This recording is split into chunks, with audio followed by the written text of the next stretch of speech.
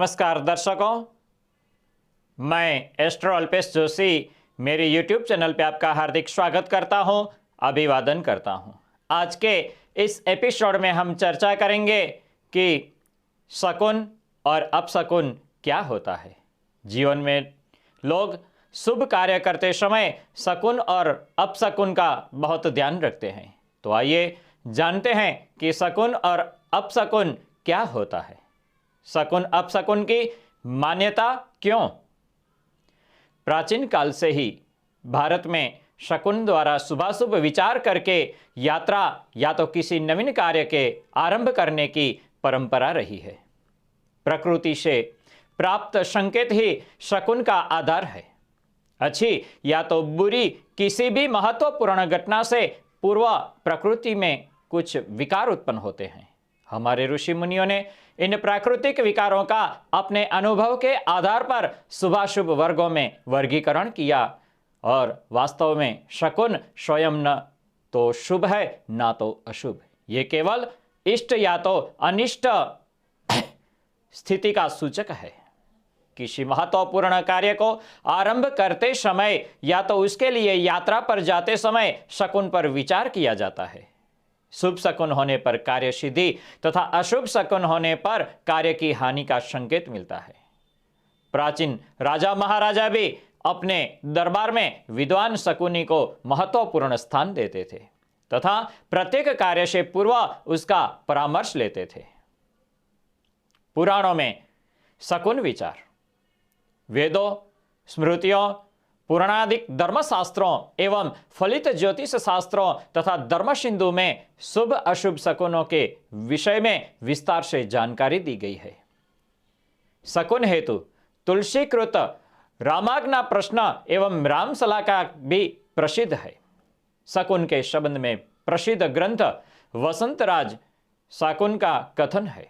शुभाशुभ ज्ञान निर्णय के हेतु शकुन यानी कि जिन चीजों को देखने से शुभ अशुभ का ज्ञान हो वह शकुन है। जिस चिन्ह संकेत निमित्त द्वारा शुभ जानकारी मिले वह शुभ शकुन और अशुभ जानकारी मिले उसको अशुभ शकुन कहते हैं। भगवान राम की बारात के समय भी उन्हें शुभ शकुन होने से सब मंगल हुआ, ऐसा रामायण में उल्लेख भी मिलता है। अग्नि पुराण के अनुसार शकुन दो प्रकार के होते हैं, दीप्त शकुन और दूसरा शांत शकुन। तो आइए सबसे पहले देखेंगे दीप्त शकुन। काल की सूक्ष्म गति को जानने वाले ऋषि मुनियों ने दीप्त शकुन का फल अशुभ व कार्यनाशक कहा है। दीप्त शकुन के 6 भेद कहे गए हैं। उसमें से प्रथम वेद दीप्त शकुन।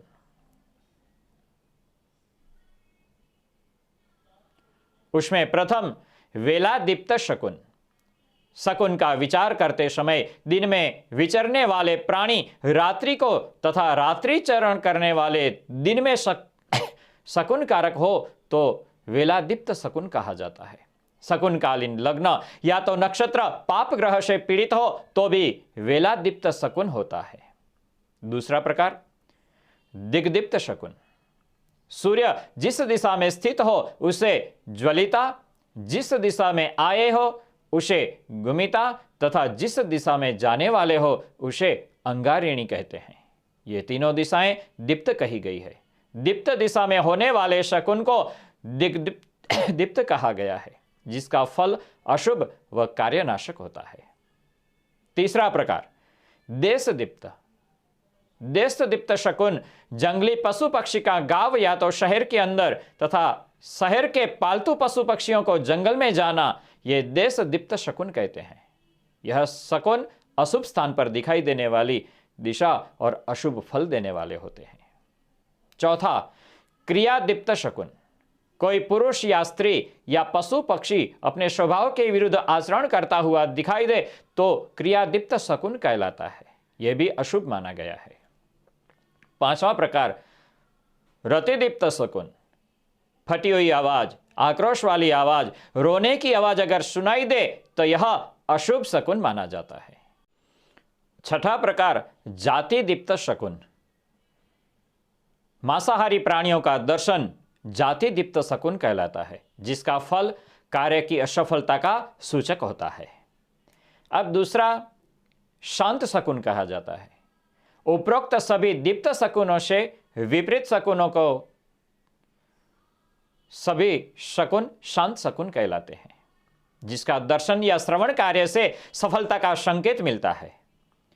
दीप्त व तो शांत दोनों ही शकुन दिखाई दें तो कठिनता से कार्य सिद्ध समझना चाहिए। उसमें कठिनाइयां बहुत आती है, विघ्न भी बहुत आते हैं। आगे हम शकुन अपशकुन को विषय में विस्तृत रूप से जानेंगे। छींक संबंधी शकुन या तो अपशकुन। यदि घर से निकलते समय कोई सामने से छींकता है तो कार्य में बाधा आती है। अगर एक से अधिक बार छींकता है तो कार्य सरलता से संपन्न होता है। किसी मेहमान के जाते समय कोई उसके बाईं ओर छींकता है तो यह अशुभ संकेत है।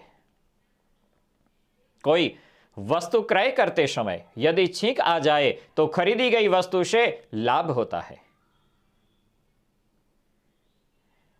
सोने से पूर्व और जागने के तुरंत बाद अगर छींक की ध्वनि सुनाई दे तो यह अशुभ माना जाता है। उस दिन उसके कार्य में विघ्न बहुत आते हैं। नए मकान में प्रवेश करते समय यदि छींक सुनाई दे तो प्रवेश स्थगित कर देना चाहिए, यही उचित होता है। व्यावसायिक कार्य आरंभ करने से पूर्व छींक आना व्यापार वृद्धि का सूचक होती है, यानी कि आपके लिए शुभ रहेगा, व्यापार में वृद्धि करवाएगा। कोई मरीज यदि दवा ले रहा है और उसी समय छींक आए या तो छींक का आवाज सुनाई दे तो वह शीघ्र ही ठीक होगा, उनके लिए यह शुभ माना जाएगा। भोजन से पूर्व छींक की ध्वनि सुनाई दे तो यह अशुभ मानी जाती है। यदि कोई व्यक्ति दिन के प्रथम प्रहर में पूर्व दिशा की ओर छींक की ध्वनि सुनता है तो उसे अनेक कष्ट झेलने पड़ते हैं। उसके कार्य में, उसके जीवन में मुसीबतें ज्यादा आती है। दूसरे प्रहर में सुनता है तो देह कष्ट, तीसरे प्रहर में सुनता है तो दूसरे के द्वारा स्वादिष्ट भोजन की प्राप्ति होती है, और चौथे प्रहर में सुनता है तो किसी मित्र से मिलना होता है। दिन भी शुभ रहता है। धार्मिक अनुष्ठान या तो यज्ञादिक प्रारंभ करते समय कोई छींकता है तो अनुष्ठान संपूर्ण नहीं होता, उसका फल भी अच्छा नहीं मिलता। अब कौवे से जुड़े हुए कुछ शकुन अपशकुन बताएंगे। यदि किसी व्यक्ति के ऊपर कौवा आकर बैठे या उसके आसपास भी आए तो उसको धन हानि या तो मान हानि हो जाती है। अगर महिला के सर पर आके बैठे तो उसके पति को गंभीर संकट आता है। यदि बहुत से कौवे किसी नगर या गांव में एकत्रित होकर शोर करें तो उस नगर या गांव पर भारी विपत्ति आने वाली है। किसी के भवन पर कौओं का झुंड आकर शोर मचाए तो भवन मालिक पर कई संकट एक साथ में आएंगे। कौवा यदि यात्रा करने वाले व्यक्ति के सामने आकर सामान्य स्वर से धीरे आवाज से अगर वो बोले तो उसके कार्य सिद्धि अवश्य होगी, उसकी यात्रा भी सफल होगी। यदि कौवा अपनी यहां पानी से भरे हुए घड़े पे बैठकर दिखाई दे तो धन धान्य में वृद्धि करवाता है। कौवा अगर मुंह में रोटी या तो मांस आदि का टुकड़ा लेता हुआ अगर दिखाई दे तो अनिष्ट फल की प्राप्ति होती है। पेड़ पर बैठा कौवा यदि शांत स्वर में बोलता है तो स्त्री सुख अच्छा मिलता है। यदि उड़ता हुआ कौवा किसी के सर पर बीट करे तो उसे रोग या तो संताप उत्पन्न होता है, और यदि हड्डी का टुकड़ा गिरा दे तो उस व्यक्ति की मृत्यु भी हो जाती है। यदि कौवा पंख फफड़ाता हुआ उग्र स्वर में बोलता है तो यह अशुभ संकेत है। यदि कौवा ऊपर मुंह करके पंखों से फड़फड़ाता है और कलह के आवाज में आक्रोश से अगर वो बोलता है तो मृत्यु का सूचन बताता है। अब छिपकली से जुड़े हुए कुछ शकुन और अपशकुन। घर में आमतौर पर तो पाई जाने वाली छिपकली भी जीवन में होने वाली कई घटनाओं के बारे में वो संकेत करती है। किसी भी कार्य के वक्त घटित होने वाले प्राकृतिक व अप्राकृतिक तथ्य अच्छे या तो बुरे फल की भविष्यवाणी करने में वह सक्षम होते हैं। अगर छिपकली आपके सामने दिखाई दे तो आपके पुराने मित्र अवश्य मिलेंगे। लड़ती हुई दिखाई दे तो दूसरे से आपका झगड़ा होगा। अगर अलग होते हुए दिखाई दे तो आपको प्रियजन से बिछड़ने का दुख प्राप्त होगा। भोजन करते समय छिपकली का बोलना शुभ फलकारक होता है। नए घर में प्रवेश करते समय गृह स्वामी को अगर छिपकली मरी हुई दिखाई दे या तो मिट्टी लगी हुई दिखाई दे तो उससे निवास करने वाले लोगों को रोग होता है। छिपकली किसी व्यक्ति के सर अथवा तो दाहिने हाथ पर गिरे तो सम्मान तो मिलता है, किंतु बाएं हाथ पर गिरते हुए उसको धन की हानि भी करवाता है। यदि छिपकली किसी व्यक्ति के दाईं ओर से चढ़कर बाईं ओर से उतरती है तो उसे पदोन्नति और धन लाभ भी अवश्य मिलता है। यदि छिपकली पेट पर गिरती है तो अनेक प्रकार के उत्पाद और छाती पर गिरती है तो सुस्वाद भोजन मिलता है।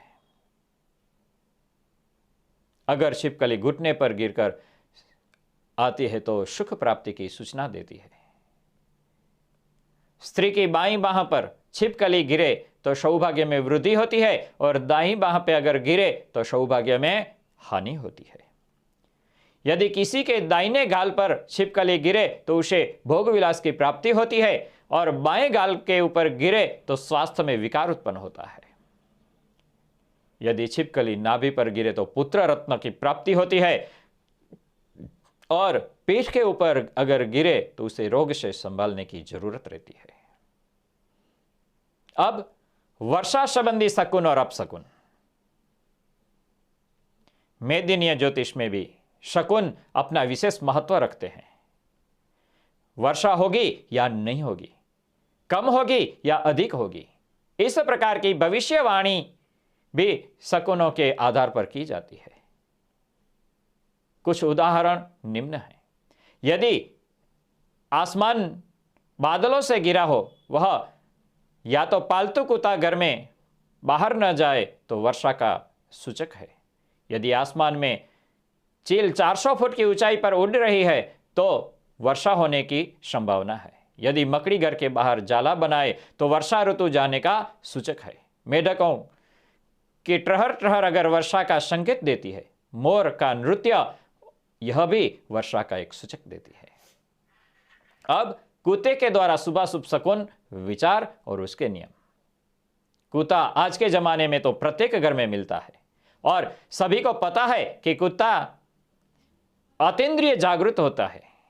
किसी भी होनी या तो अनहोनी का उसे पहले पता चलता है। अदृश्य आत्मा को देखने और किसी भी बदलाव को सूंघ कर जान लेने की उसमें क्षमता कुत्ते के अंदर होती है।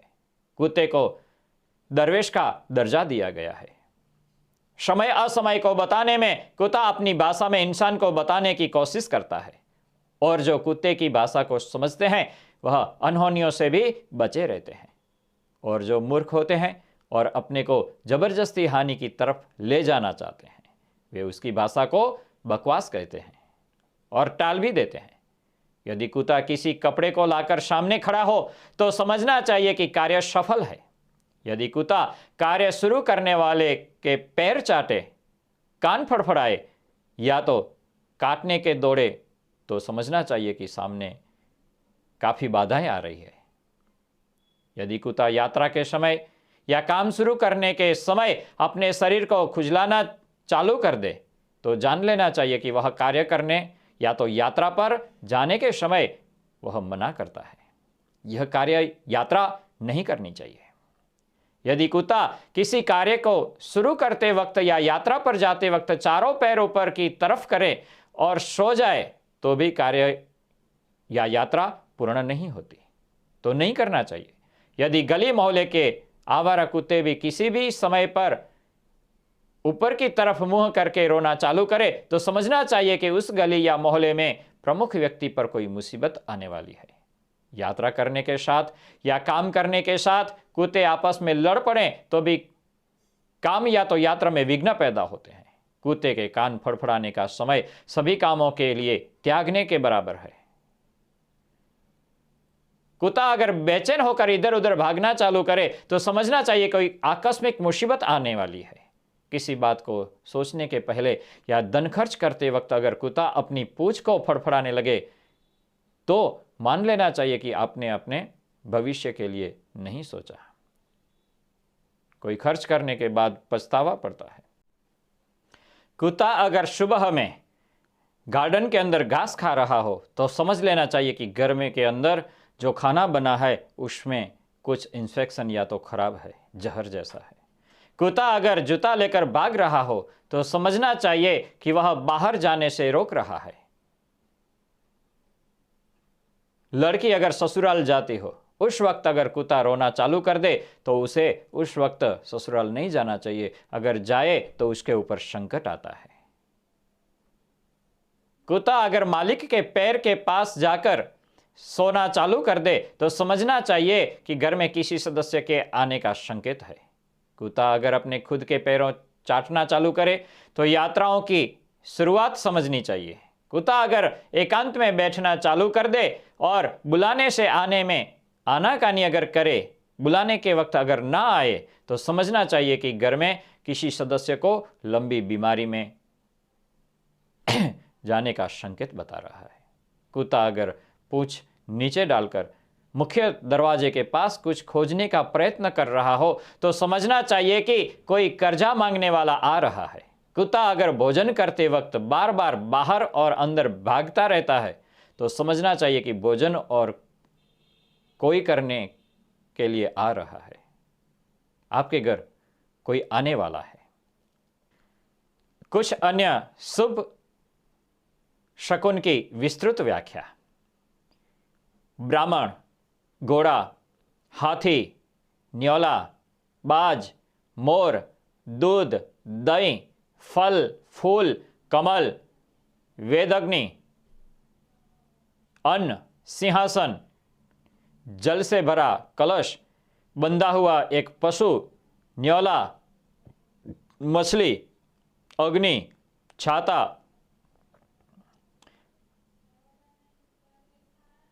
कन्या, धुले हुए वस्त्र लेकर धोबी, घी, मिट्टी।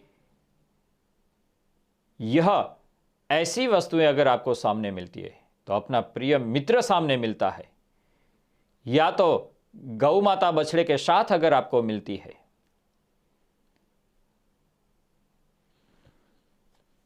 या तो प्रिय वाणी बोलने वाला आपको सामने मिले, या तो कोई भगवान के दर्शन हो, तो यह सब शुभ शकुन माने जाते हैं। यदि हिरण बाईं तरफ से रास्ता काटे दाईं तरफ से आ जाए तो भी यह आपके लिए शुभ शकुन है। शुभ और अशुभ शकुन के विचार। शकुन विचार। यदि खरगोश, सांप, सुअर, पशु, कछुआ और गो इनके शब्द अगर कानों में पड़ते हैं तो शुभ शकुन समझें, परंतु यदि यह प्रत्यक्ष सामने दिखाई दे तो अशुभ माना जाता है। यदि वानर, भालू यात्रा आरंभ करने के समय आगे जाएं तो उत्तम शकुन है, परंतु यदि इनका नाम कानों में पड़े तो अपशकुन का अवश्य समझना चाहिए। अब अपशकुन के विचार। यदि यात्रा के समय गधा दाईं तरफ बोले या कोई सामने से टूटी खाट लाता हुआ मिले तो आपका कार्य अटक जाता है। यदि कुत्ता भूमि पर लेटे या कान फड़फड़ाए, या तो भैंस आपके सामने आए, या तो बकरी या तो बिल्ली लड़ती हुई आपको दिखाई दे, या तो बैल झगड़ते हुए अगर आपको दिखाई दे तो यह अपशकुन का एक सूचक है। यात्रा में चलते समय जननी का तिरस्कार करें या अकाल वर्षा हो। 4 क्षत्रिय, 3 ब्राह्मण, बैरागी, सन्यासी, खुले केशों वाला गेरुरा और काला वस्त्र धारण करने वाला सन्मुख पड़ जाए तो अपशकुन है। यात्रा के समय अगर कोई छींकता है तो अशुभ शकुन माना जाता है। यदि कौवा अचानक शोरगुल करे या किसी के सर पर बैठे तो आर्थिक हानि दर्शाता है। यदि स्त्री के सर पर बैठे तो पति को बहुत सारी कठिनाइयों का सामना करना पड़ता है। संध्या के समय मुर्गों की ध्वनि महामारी दर्शाता है। जब मछलियां जल की सतह पर छलांग मारे, मेढक टरटर करे, बिल्ली भूमि खोदे, चींटियां अपने अंडों को स्थलांतर करवाएं, सांपों का जोड़ा व पशु आकाश की ओर देखें, पालतू पशु बाहर जाने से घबराएं तो तुरंत ही वर्षा होती है। यदि रात्रि में दीपकिट दिखाई दे, कीड़े या घास के ऊपर बैठे तो भी तत्काल वर्षा होती है। यदि वर्षा ऋतु के दौरान सायंकाल में गिद्धड़ों की चिल्लाहट सुनाई दे तो बिल्कुल वर्षा नहीं होती। मांसभक्षी पशु पक्षी का दिखाई देना अशुभ व शाकाहारी पशु पक्षी या तो ऐसा दिखाई दे तो अपशकुन माना जाता है। यह सब ज्योतिष में विचार किया जाता है। उल्लेखनीय है कि किसी का काम की सफलता के लिए मन में उत्साह, आशा, धैर्य और पूर्ण आत्मविश्वास होना ही चाहिए। इसमें कमी आने से अपेक्षित एकाग्रता, श्रमशीलता एवं तत्परता घट जाएगी। परिणाम स्वरूप सफलता की संभावना में भी कमी आएगी। शुभ अशुभ शकुनों में विश्वास करने से जीवन में होने वाली घटनाओं का पूर्वाभास हो जाता है। वही मन में वहम होना एक नुकसान भी है। मन अकारण ही आशंकित और आतंकित हो जाए तो बिना कारण सफलता नहीं मिलती। स्मरणीय है कि अपशकुन हमें तभी याद आता है जब हमको किसी कार्य में असफलता मिलती है। यदि पहले ही उस विषय में विचार कर लें, शायद उस कार्य के असफलता से आप बच जाएं। हिंदुओं में आज तक पुरुष के दाहिने और स्त्रियों के बाएं अंग फड़कने को शकुन मानते हैं और पुरुष के बाएं और स्त्रियों के दाएं अंग फड़कने को अपशकुन समझते हैं। वैज्ञानिक दृष्टिकोण से यह नाड़ियों में रक्त प्रवाह के कारण ही अंगों में फड़फड़ापन महसूस होता है, जिसका किसी शकुन अपशकुन से कोई संबंध नहीं होता। छींक आना शरीर विज्ञान के मतानुसार एक सहज और स्वाभाविक प्रक्रिया है जो श्वास नली में अवरोध आने पर उत्पन्न होती है, जिसके परिणाम स्वरूप आया अवरोध एकाएक दूर हो जाते हैं और इसके अलावा हानिकारक वायुमंडल के कण जब नाक के अंदर और श्वास नली में जमा होकर अवरोध पैदा करते हैं तो छींक रूपी यह प्राकृतिक उपाय से शरीर की रक्षा ही होती है। यदि यह हानिकारक गंदगी छींक के माध्यम से बाहर ना हो तो मानसिक तनाव, चक्कर आना जैसे बुरे प्रभाव शरीर पर पड़ते रहते हैं। इसलिए छींक आना स्वास्थ्य की दृष्टि से लाभप्रद होता है। इसी प्रकार आंख का फड़फड़ाना शुभ या अशुभ माना जाता है, जो कि शरीर विज्ञान के अनुसार रक्त की अनियमितता के कारण परिणाम स्वरूप उत्पन्न होता है। रक्त प्रवाह में रुकावट और उसका दूर होना ही फड़फड़ापन का अनुभव होता है। इसलिए विज्ञान को मानने वाले जहां तक हो सके इन अपशकुनों के चक्कर में पड़ने से बचेंगे और कर्म में विश्वास करने की सलाह देते हैं। जबकि कुछ ज्योतिष एवं शकुन शास्त्र के ग्रंथों और हमारी पौराणिक धार्मिक मान्यताओं के अनुसार व्यक्ति के जीवन में हर छोटी से बड़ी घटनाओं का भविष्य में होने वाली किसी न किसी अन्य घटनाओं से जुड़ी है। वैज्ञानिक मान्यता से चलने वाले लोग इन्हें भले ही पाखंड या अंधविश्वास कहते हैं, लेकिन हमारी निजी सोच एवं अनुभव के आधार पर ये सभी शकुन या अपशकुन किसी विशेष परिस्थिति में ही क्यों घटते हैं, हर समय क्यों नहीं होते, यह सबसे बड़ा विचारणीय विषय है। आप स्वस्थ रहिए, तंदुरुस्त रहिए, अपना और अपनों का ध्यान रखें। जय ज्योतिष। दर्शकों, अगर आप अपनी कुंडली दिखाना चाहते हैं तो संपर्क करें या घर का, ऑफिस का या फैक्ट्री का वास्तु विजिट करवाना चाहते हैं तो संपर्क करें हमसे।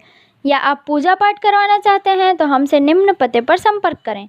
For appointment 9099920067 astro Alpesh. हमारा पता मारुति नंदन ज्योतिष कार्यालय, plot number 90, tenement number 3, 8B Subhash Nagar, Gandhidham, Kutch, Gujarat. Mobile number 9099920067 astro Alpesh.